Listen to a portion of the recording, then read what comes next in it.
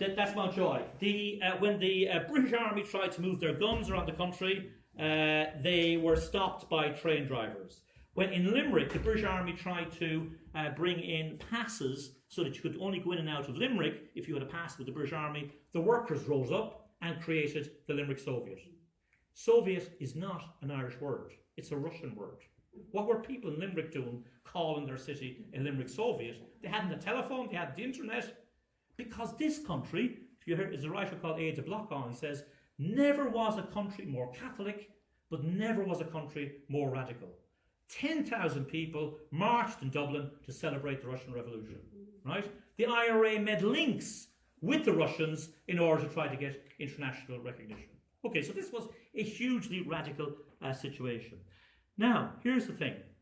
When poor people decide we're going to mobilise and do something and fight for freedom for the empire, they don't say, let's have a good clean fight, but you, the landlord, you can keep all the land and we'll just go back to farming a few acres. They don't do it like that, okay? They don't say, you can continue to have all the profits, but we workers will just put up with terrible conditions. So what actually happens is the revolution spilled over into a social revolution.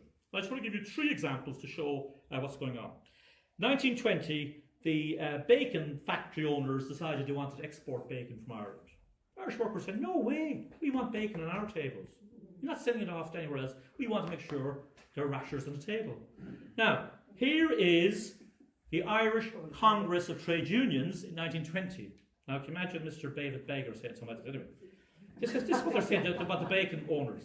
We do not recognise the right of owners of bacon factories to withhold their premises and machinery from use at their discretion against the common interests.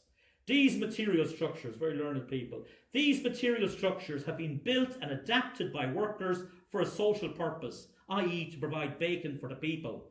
If those who hold these things in trust fail to fulfil their trust, the people must relieve them of their trust. We're taking over the bacon factories. Okay? If you look, for example, at a town like Clonmel, right? Well, this is the Manchester Guardian fellow. Comes into Clonmel and he's reporting what's going on in Clonmel. I think it was 1920-21.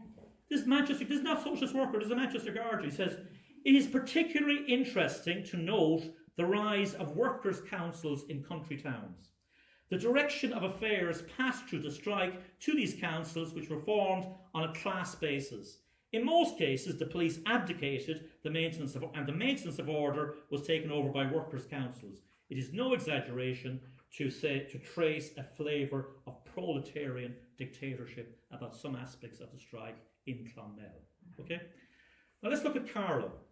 In Carlow, you have these massive struggles of land. We said that there was a partial settlement of the land, but a lot of agricultural workers didn't get the land. In the 1921 period, they went on strike to get higher wages, and this is a description of a strike in Carlow.